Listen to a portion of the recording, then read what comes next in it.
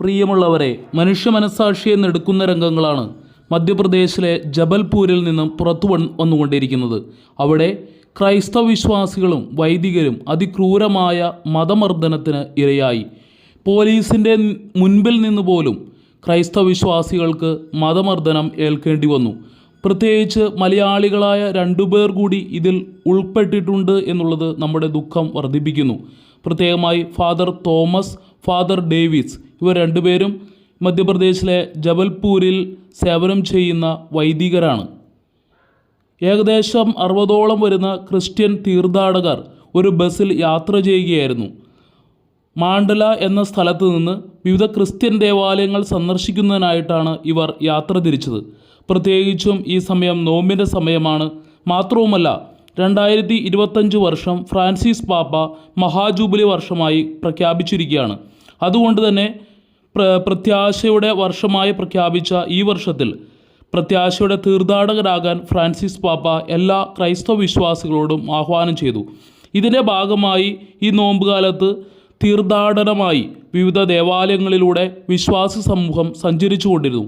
ഇങ്ങനെ ഒരു ബസ്സിൽ യാത്ര ചെയ്ത ക്രിസ്ത്യൻ വിശ്വാസികളാണ് VHB ബജറംഗൾ പ്രവർത്തകരുടെ ആക്രമണത്തിനിരയായത്. ബസ് തടഞ്ഞ് മുദ്രാവാക്യം വിളിച്ച ഇത്തരം സംഭവത്തെ കുറിച്ചറിയാനായിട്ടാണ് ബഹുമാനപ്പെട്ട വൈദികർ അവിടെ എത്തിയത്.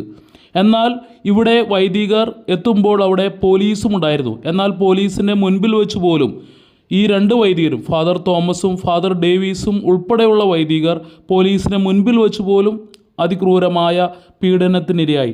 തുടർന്ന് പോലീസ് ഇവരെ പോലീസ് സ്റ്റേഷനിലേക്ക് മാറ്റുകയായിരുന്നു. ഉത്തരേന്ത്യയിൽ വർദ്ധിച്ചു വരുന്ന മതമർദ്ദനങ്ങൾ എല്ലാവരെയും പേടിപ്പെടുത്തുന്നതാണ്. മതന്യൂനപക്ഷങ്ങളുടെ അവകാശങ്ങൾ സംരക്ഷിക്കപ്പെടണം എന്ന ഭരണഘടനയുടെ ക്രൂരമായ ലംഘനമാണ് ഈ അവസരത്തിൽ സംഭവിച്ചത് എന്നും ഈ സംഭവത്തെ KCBC ഉൾപ്പെടെയുള്ള എല്ലാ ക്രൈസ്തവ സംഘടനകളും അപലപിക്കുകയും ചെയ്തിട്ടുണ്ട്. കൂടുതൽ ദൃശ്യങ്ങളിലേക്ക്.